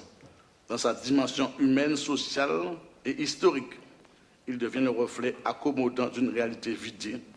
Au sens propre du terme, le doudouisme ne voit pas le réel qu'il a voilé derrière le masque de son mirage, ou alors celui-ci est ramené à une poétique de la déterritorialisation. L'ailleurs, l'étrange, en plein cœur de l'ici, camoufle une béance, creuse un silence, fabrique une cécité en donnant plein la vue dans un spectacle sensuel où nulle intériorité ne se donne, ne se quitte. En clair, le doudouisme exprime une sorte de faillite de l'espace qui se retrouve chosifié, déshumanisé et pour finir, vidé de toute substance et de toute perspective. Il a fallu attendre la négritude pour que soit posée, en termes polémiques, la question du lieu. On le sait, pour la négritude, le lieu c'est l'Afrique, une Afrique mythique dont la domiciliation littéraire est habitée par la nécessité de rompre avec l'assimilation en creusant l'écart anthropologique et en renversant le discours de l'Occident. Baobab, tam-tam, empire disparu, traite négrière, douleur de la plantation, déracinement seront entre autres les déclinaisons d'une nostalgie impossible emportée dans un corps à corps avec l'espace et surtout avec le temps. C'est que l'espace de la négritude césarienne est avant tout une coupure, un manque, une perte remémorée, ressassée jusqu'au dégoût. Loin de relever de l'ordre de la jouissance jubilatoire, il se complaît dans le disjonctif, le disruptif, au point d'écarteler le moi collectif en multiples fragmentations souffrantes. Je passe sur les citations. On en revient à la déterritorialisation, non pas par le détour exotique, chosifiant, mais par une mémoire de la chair noire dressée contre la transplantation mutilante et le déport subi hors de son lieu historique, culturel et ontologique. Césaire privilégie la coupure tout en voulant ressouder les deux rives de l'Atlantique et il cherche aux Antilles l'Afrique perdue et, pense-t-il, ressouchée. Pourtant, à bien lire le cahier de retour au pays natal, les Antilles s'y présentent avec la palette du dolorisme, mais aussi avec leur vérité historique de purulence coloniale. Il y a bien cette ville plate étalée, échouée, et pour tout dire piteuse et pitoyable, comme la preuve d'un élan dévitalisé. Il y a bien le morne au sang impaludé, accroupi, famélique, où se jugent les peurs et les faim, alors que dans l'imaginaire antillais, le morne est le haut lieu de la résistance. Paradoxalement, chez Césaire, il est comme arasé, comme écrasé par le pilon mortifère de la colonisation. Il y a bien la mer, mais c'est une mer de la strangulation, de la voration, une sorte d'archive de la douleur, une bouche avide qui grignote, un impossible de l'aller sans retour, une béance de la défenestration psychologique, un miroir de l'horreur de la traite. Ce n'est pas uniquement par souci de prendre à rebours l'exotisme, c'est aussi et surtout parce que la négritude s'arrime à une passion christique dont la mer, à l'instar de la plantation, est le calvaire et la croix. Il est donc intéressant de comparer la rhétorique de la mer dans l'œuvre de Saint John Perse et dans celle d'Aimé Césaire. Autant la mer de Perse est une promulgation divine, autant la mer de Césaire est un infernal décret. Autant la mer de Perse s'élargit au monde dans une avancée impériale et impérieuse, autant la mer de Césaire se ferme en couloir de la désespérance. Elle ne mène nulle part. Même si elle ramène les dépouilles mentales de la déchirure initiale, en fait, elle ramène à soi, comme un cachot peuplé de terreurs intimes. Le soleil est là. Mais loin d'être une force, un rayonnement nourricier, il devient figure de la malédiction, de la damnation, soleil vénérien qui débilite et vampirise. La case elle-même est de l'ordre du faux et du monstrueux, avec sa toiture qui grésille. Seule la végétation échappe à cette maladie du paysage césarien. Elle irrigue le texte d'un vitalisme animiste, comme si elle prenait la relève ou la défense de l'homme défait. Elle proteste, contredit, déjoue et signe une pétition de la révolte consubstantielle ou son foisonnement, consubstantielle à son foisonnement et à son désordre. Bien sûr, elle se distribue aussi sur la carte des symboles en négativité autant qu'en positivité. Mais elle demeure l'acteur d'une forme de rébellion indomptable par la seule énergie de son affirmation. Tout se passe comme si l'élan vital dans cette désolation avait reflué vers la masse végétale, d'où la métaphore récurrente de l'arbre magnifié en symbole du debout, du dressé, tel un salvateur. Lorsque certains affirment qu'il n'y a rien de créole dans l'œuvre de Césaire et qu'elle rêve d'un ailleurs en négligeant l'entour, ils commettent, à mon humble avis, un contresens. Ils oublient que la poétique de Césaire se nourrit d'une exigence, réhabiliter l'Afrique, non pas en Afrique seulement, mais précisément en plein cœur des Antilles. Or, si l'Afrique n'est pas portée par les hommes vaincus, par le paysage colonial de la ville et de la plantation, elle ne peut l'être que par la végétation intouchée qui devient le symbole d'une origine, la mémoire du commencement du monde et partant la matrice d'un possible recommencement. Les plantes créoles sont bien présentes, loin de servir à planter un décor, elles signifient, à travers le prisme d'un animisme constant, la force d'une possible rédemption. Elles ne sont ni connaissance, ni science, mais intuition d'une participation renouvelée à la dynamique du salut. Elles font, en clair, contrepoids à la déroute et à la défaite du déracinement. C'est que le lieu de Césaire, selon moi, n'est ni l'Afrique, comme on le répète à l'envi, ni comme le réclame Confiant, la validité du monde créole. Son véritable lieu est un hors-lieu, parce que loin d'être géographique, il est d'abord psychanalytique.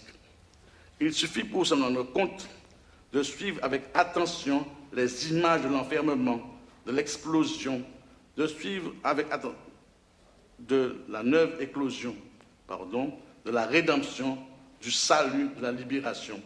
Le lieu est une blessure à conjurer, une rupture sans soudure, un écartèlement, une dislocation à la fois commémorée et refusée. Autant dire qu'il s'agit avant tout d'un espace mental. Osant une boutade, je suggérerais que Césaire ne veut pas ou ne peut pas sortir du bâtonnet grillé. S'il refuse de voir, c'est que la traversée lui a brûlé les yeux. Dès lors, c'est sa mémoire qui voit de façon régressive jusqu'à recréer un monde habitable, celui de la poésie, et il n'est pas en dehors du paysage, il s'y plonge, il le découvre inacceptable, invalide, version absurdement ratée du paradis terrestre, toujours cette référence au paradis allié au non-dit qui serait l'enfer. Cette esthétique, excusez-moi,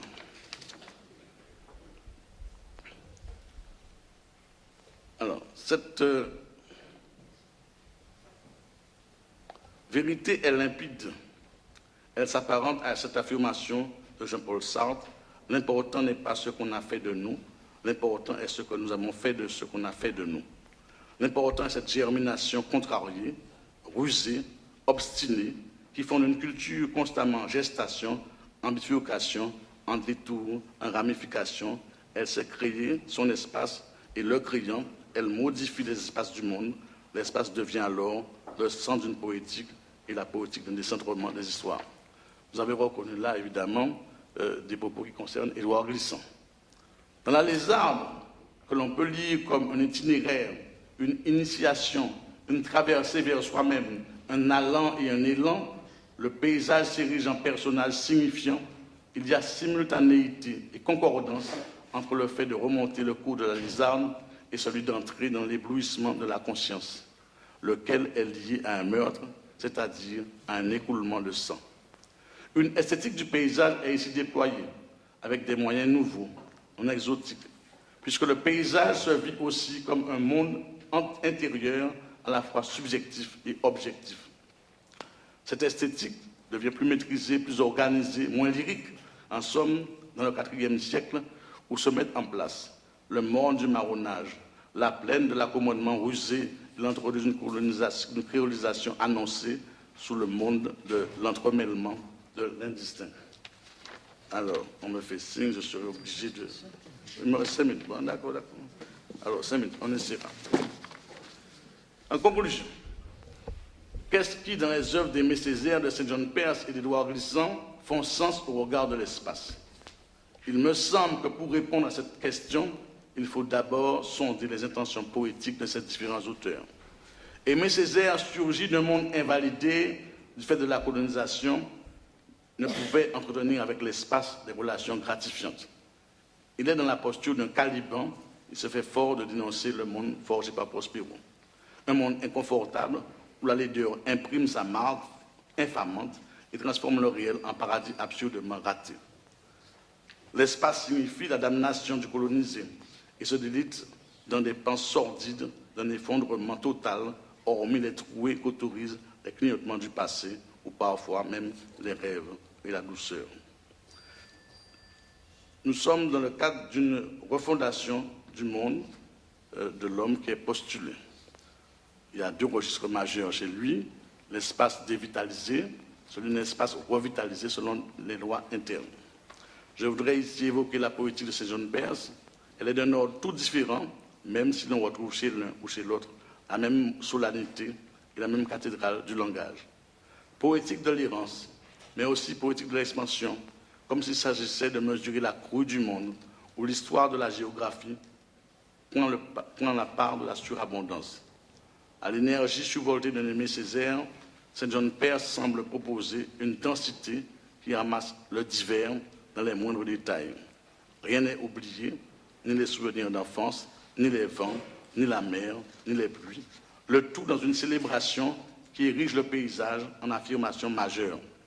Le tout comme une coulée symphonique quasi insatiable.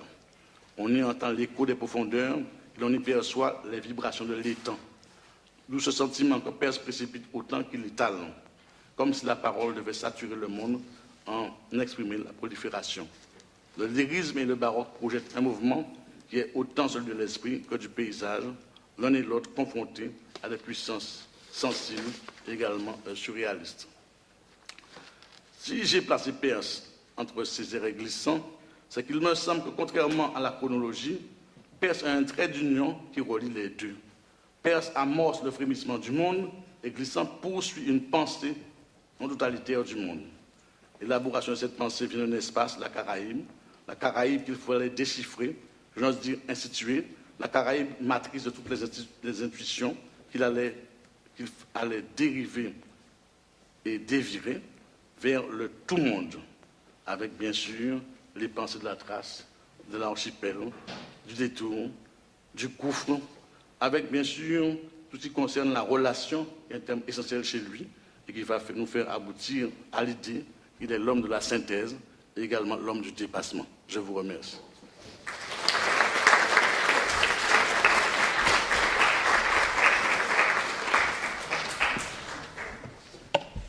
Merci beaucoup, Inès Pépin. Là encore, on a beaucoup à méditer à partir de cette intervention, n'est-ce pas? Mais pour l'instant, il va falloir passer la parole à Prisca Degras, qui est à la fois maître de conférence à Aix-en-Provence, à l'université, chercheur associé au Centre international d'études francophones de l'Université de la Sorbonne, et co-responsable du séminaire Arts et lieux de la transmission à New York University en France. Elle a effectivement évolué entre la France et les États-Unis, a évolué aussi dans le sens verbal, visuel. Elle est partie du verbe pour aller vers les arts visuels et notamment vers le cinéma, n'est-ce pas? Nous, on s'est croisés à Aix-en-Provence il y a belle lurette. Et à Washington aussi. Et à Washington aussi, en effet, oui, c'est vrai. Donc, nos chemins se sont croisés. Voilà. Et se croiseront encore avec bonheur. Merci à vous, Prisca.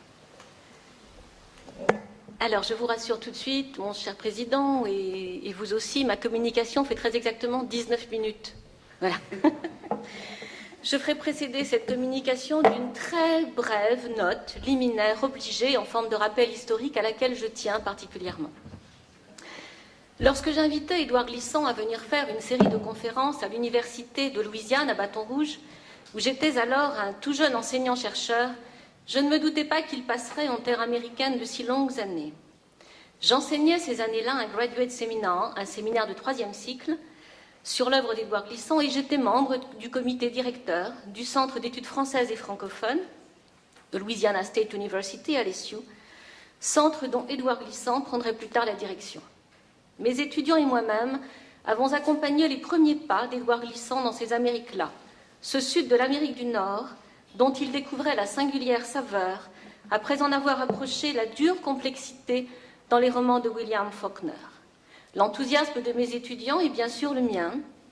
Notre ferveur, notre sollicitude infatigable, notre admiration éblouie et constante le convainquirent de revenir à LSU puis de s'y installer pour y occuper la chaire d'études françaises et francophones. La mémoire de ces temps de découverte pour Édouard Glissant d'une Louisiane aussi créole que sa Martinique natale, le souvenir de ces jours d'effervescence intellectuelle, de fête et de travail m'accompagne depuis longtemps. Jours de travail acharné et de fête, mais aussi, pour moi, jeune enseignante, temps de rudes batailles pour convaincre mes collègues du département de français et d'italien, dont la plupart ignoraient encore l'œuvre et même parfois le nom d'Édouard Glissant, contrairement à mes collègues américains des départements d'anglais, de philosophie ou d'histoire, plus ouverts au souffle divers et salubre du monde. Même si tout est promis sans cesse à l'oubli, même si, comme le dit Milan Kundera, tout sera oublié, rien ne sera pardonné, mais tout sera oublié, je tenais à ce que ces faits du passé ne soient pas oubliés, du moins aussi longtemps que je pourrais moi-même m'en souvenir et en témoigner. Cette petite note liminaire et obligée, qui précède désormais toutes mes interventions sur l'œuvre d'Édouard Glissant, n'est pas seulement un nécessaire rappel historique, elle est aussi surtout Une manière toute personnelle de maintenir vivante et vraie la voix du poète. Et maintenant que ces choses importantes ont été dites, venons-en au fait du nom dans nos Amériques. La question du nom dans le roman des Amériques est évidemment liée au taraudement et l'enseignement spécifique né de circonstances historiques particulières, c'est-à-dire celles de l'esclavage et du système des plantations. La volonté de nombreux écrivains des Amériques de faire du nom la métaphore d'une histoire répond en effet à l'historique et obsédante préoccupation raciale et sociale qui fut celle de nombreuses familles d'origine européenne. Préserver le nom, comme la race, entre guillemets, dans une pureté sans nul mélange, et donc refuser pour cela toute miscégénation pourtant inévitable, comme l'atteste le grand nombre des mulâtres, des hommes de couleur libre avant l'abolition. Le nom en tant que signe premier de l'identité individuelle, en tant que modalité de distinction, de reconnaissance et d'appartenance, signifie en même temps que l'inscription de l'individu dans la communauté humaine une légitimité et une continuité historique interdite à l'esclave, dont la nomination est le privilège quasi exclusif de celui qui le possède. À ce titre, l'attribution d'un patronyme au nouveau libre, après le seconde et définitive abolition en 1848, est non seulement une indispensable mesure législative faisant accéder l'ancien esclave au statut d'homme libre et de citoyen, mais encore une étape fondamentale dans l'extrême importance symbolique et patente. Métaphore de l'histoire, la question du nom s'inscrit dans le texte de la loi coloniale, mais aussi dans de larges pans de la production poétique et romanesque des Amériques. La réalité ancienne de l'attribution d'un patronyme et sa recréation littéraire forment ainsi une double constellation signifiante, permettant d'explorer le poids immense de la fonction symbolique du nom sur les consciences et les imaginaires. De Ralph Ellison à Toni Morrison, de St. John Perse à Vidyadkar Saraj Prasad Naipaul, de Simone Schwarzbart à Xavier Orville, d'Alero Carpentier à Gabriel Garcia Marquez, de William Faulkner à Colson Whitehead et bien sûr d'Aimé Césaire à Édouard Glissant, l'envahissante présence de la question du nom manifeste le désir constant et diversement accompli d'une recréation romanesque dépassée, enfouie ou travestie, d'une réécriture poétique de l'histoire. Évoquant la question du nom, l'écrivain antillais, martiniquais plus exactement, René Ménil, estimait dans son ouvrage majeur, Tracé, l'art antillais et de notre continent tout entier est un art qui a ressuscité nos pays d'entre les morts, en donnant un nom aux hommes et aux choses, le nom qui leur manque, et en travaillant ce nom pour donner à notre monde le lustre qui lui manque au regard de la culture universelle. Or, le problème du nommé et du dénombré est dramatiquement mis en scène et exhibé partout, poursuit Ménil. Remarquez que ce problème est toute l'affaire des créolisans, à savoir de quel nom illustrer la vie antillaise et son site, et c'est l'affaire de tous les écrivains antillais, le baptême du nom. L'obsédante présence du nom permet une certaine lecture de l'histoire, notamment celle de la filiation et de son déni dans les sociétés esclavagistes et post-esclavagistes. La question de l'origine, de la filiation, de la légitimité est autant posée qu'elle est de multiples façons dépassée et même évacuée.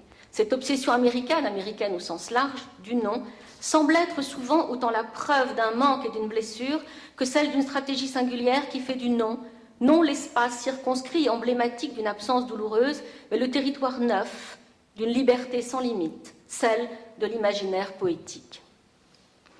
Pour le poète St. John Perse, sa naissance et son enfance dans les petites Antilles françaises ont sans doute marqué le premier signe de l'éblouissement poétique et ainsi déterminé pour une large part les contours de son œuvre, autant qu'elles l'ont pu convaincre de la vanité et de la fragilité de tout enracinement terrestre.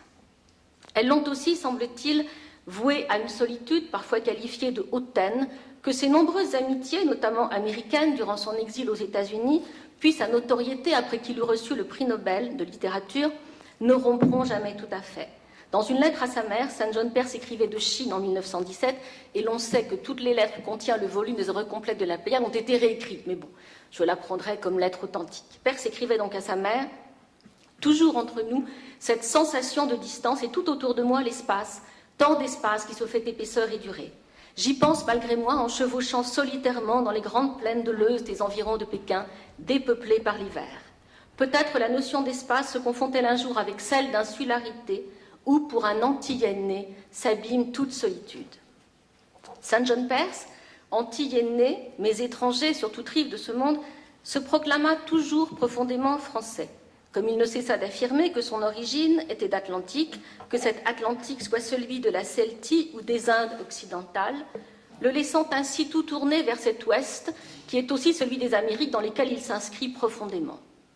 L'Amérique du Nord, lieu de son exil, mais aussi de sa liberté nomade, peut être considérée comme l'un des paradigmes les plus exacts de ces terres où l'espace large se transmet en épaisseur et durée, où l'espace est lui-même histoire. L'Amérique est aussi, en raison de sa vastitude même, ce lieu d'insularité avec laquelle, selon Peirce, se confond parfois la notion d'espace, excusez-moi. Merci. Entre cette petite île de la Guadeloupe, où il naquit, et cette grande image insulaire qu'est parfois l'Amérique du Nord, entre l'exil imposé et l'errance consentie, désirée, la parole poétique de Saint John Peirce apparaît comme ce troisième et peut-être seul véritable lieu hautement nécessaire qui figure comme la seule fixité, le seul ancrage auquel le poète accepte de se soumettre. L'exil américain semble alors être bien plus qu'une circonstance historique liée à des événements certes prévisibles mais non maîtrisables. Cette aller en ouest apparaît comme une sorte de retour non à l'île de l'enfance, puisque ce retour ne sera jamais effectué, mais à ce grand ensemble, celui des Amériques, dans lequel s'inscrit aussi la Guadeloupe. La naissance de Saint John Peirce dans cette île des Amériques fait de lui, avant même ne commence le déploiement de sa parole poétique, fait de lui un être d'Amérique autant qu'il s'est voulu et a été homme d'Atlantique. L'exaltation de l'océan est autant un déni répété de toute attache terrienne et une hantise de l'enfermement que suppose toute enclosure d'un espace, qu'elle est affirmation d'une solidarité plus vaste avec le monde. Cette solidarité dépasse les frontières terrestres pour s'établir en ce lieu, certes liquide, mouvant et imprévisible, mais aussi plus sûr et permanent parce que plus ancien, primordial et essentiel qu'est la mer. Renoncer au sentiment commun d'appartenance que suppose l'ancrage dans un lieu est autant une soumission, un abandon aux forces infinies du monde qu'un détachement hautain à l'égard des forces de coercition de ce monde. Ce renoncement est autant la marque du conquérant qu'il est le geste de l'errant et du découvreur. Ceux qui découvrirent les Amériques, en même temps que les premiers Américains les découvraient, le firent en s'engageant toujours plus loin dans cet ouest qui devint le lieu d'un singulier rapport au monde, mais fut aussi d'abord un espace dont l'absolue nouveauté pour ceux qui abordaient ces rivages ouvrait tout le champ des possibilités humaines. L'aller en ouest se résuma vite pour les découvreurs et leurs épigones dans l'extrême violence de la saisie de la terre et de la lutte contre les Amérindiens. Cet aller en ouest semble, au contraire, pour Saint John Peirce, non un acte d'appropriation, mais un acte de renoncement qui permet d'effectuer la conquête de cet espace neuf et inouï, virtuellement infini, infiniment prometteur de nouvelles richesses, qu'est celui du libre déploiement de la parole poétique. L'entrée dans ces terres nouvelles, qui sont celles du chant poétique, dans cet espace vaste et exigeant, qui est non pas l'appropriation du monde, mais l'effort de célébration du monde, cette entrée devra donc s'accompagner du refus de tout ce qui pourrait réduire l'amplitude du geste. Ce geste est en effet non de saisie, mais d'éloge, bien que la figure du conquérant soit une dimension non négligeable et ambiguë de l'œuvre de Saint John Peirce.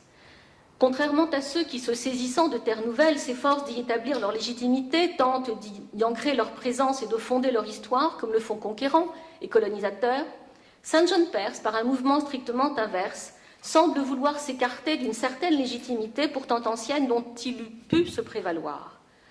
En témoigne cette phrase, souvent citée, peut-être apocryphe, du poète, à propos de la destruction de l'habitation La Joséphine, lieu familial, de légitimité, d'antériorité historique et d'appartenance. Tant mieux, rien derrière moi qu'autant en emporte toujours le vent.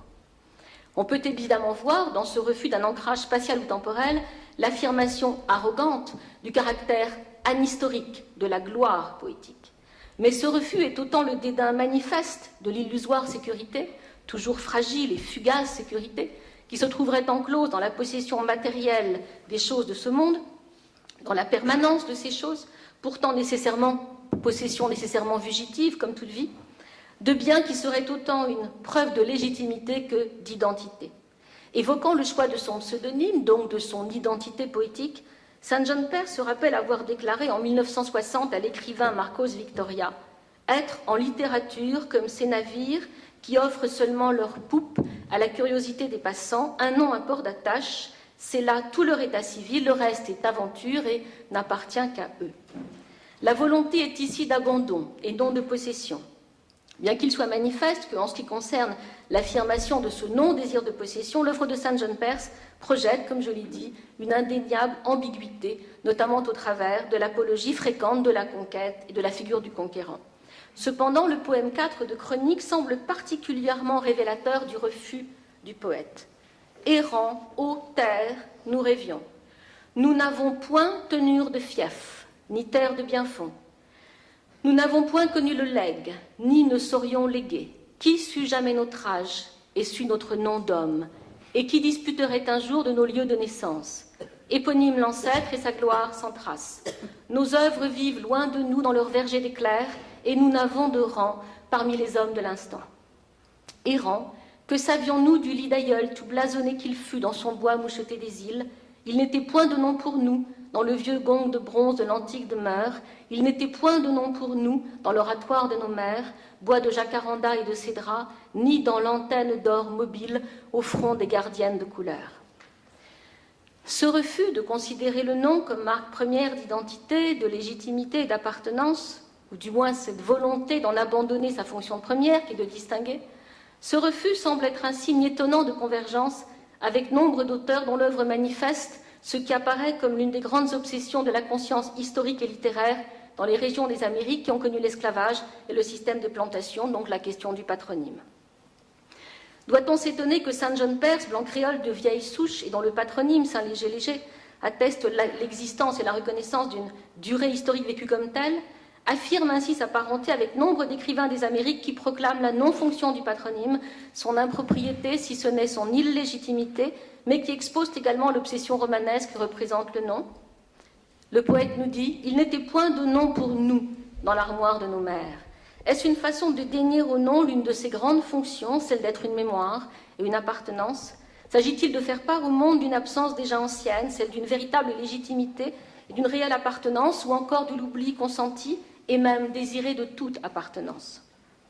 De même que le nom cristallise, chez nombre d'écrivains américains, le manque ou le déni de la légitimité de l'ancrage historique, ainsi dans le poème 4 de Chronique, l'existence véritable du nom et la nature réelle du legs s'établissent non dans la tradition historique et familiale, mais dans la multiplicité des lieux d'appartenance au monde.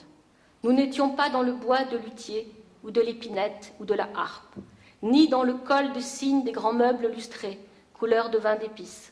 Non plus n'étions dans les ciselures du bronze et dans le nix, et les cannelures de pilastres, ni dans les vitres peuplées d'arbres des hautes armoires à livres tout miel et or et cuir rouge d'émir, mais dans les cales de tortues géantes encore malodorantes, et dans le linge des servantes, et dans la cire des céleris où s'égare la guêpe, dans la pierre du vieux fusil de noir, et dans l'odeur des copeaux frais des charpentiers de mer, et dans la guibre du voilier sur chantier de famille, mieux, dans la pâte de corail blanc strié pour les terrasses, et dans la pierre noire et blanche des grands carrelages de fils, et dans l'enclume du forgeron des tables, et dans ce bout de chaîne luisante sous l'orage qu'élève corne haute la lourde bête noire portant bourse de cuir.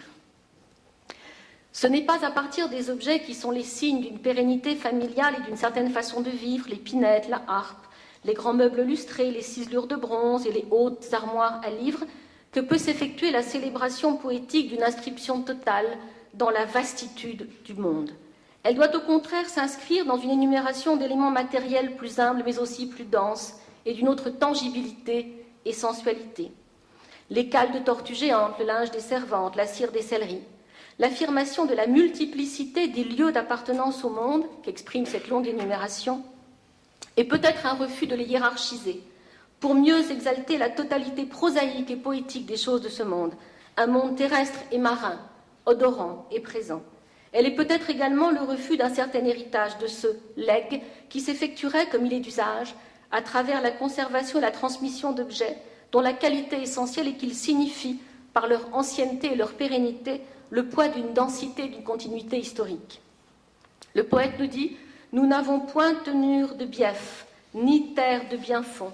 Nous n'avons point connu le legs, ni ne saurions léguer. » Faut-il déceler dans cette absence ou même ce déni de l'héritage une impossibilité due aux circonstances historiques, impossibilité heureusement transmuée en refus, ou faut-il y voir l'affirmation de la vanité du désir d'appartenance, de légitimité, de filiation? Peut-on y déceler l'aveu d'une illégitimité ancienne, celle du conquérant acharné à l'appropriation et à la rapine? Peut-on voir là le refus de ce qui a justement caractérisé pendant 10 siècles la position des Blancs créoles dans les Antilles françaises, c'est-à-dire la revendication d'une antériorité historique, d'une légitimité, d'une supériorité singulière qui ne sont en fait que le tribut de la conquête coloniale? Le refus de prendre en compte le nom et le legs serait-il en somme une manière de rompre la tâche d'un certain passé et de signifier une plus haute appartenance, un droit légitime d'autant plus ancien, primordial et inaliénable, qu'il rend toute proclamation inutile? Le poète nous dit: grand âge, nous venons de toutes rives de la terre, notre race est unique, notre face est sans nom. La revendication de l'anonymat, de l'universalité, de l'antériorité sont autant une affirmation de la multiplicité nécessaire des appartenances que le vœu, semble-t-il, de leur dissolution dans la totalité du monde, au-delà des contingences temporelles et spatiales. L'abandon du nom et du legs, de même que la volonté de non-appartenance historique, sont peut-être l'une des irréductibles spécificités des poètes nés aux Antilles, quelle que soit leur ascendance. Ici s'affirme peut-être leur véritable et commun héritage, la conscience aiguë de la nécessité de se nommer soi-même, d'annuler la charge trop pesante des identités officielles et fausses des états civils, le poids écrasant des déterminations historiques et des patronymes lourdement signifiants, pour pouvoir assumer l'indispensable, l'inévitable et salutaire exil et pouvoir déclarer, comme le fait Saint John Perse, « J'habiterai mon nom » fut ta réponse au questionnaire du port. Merci.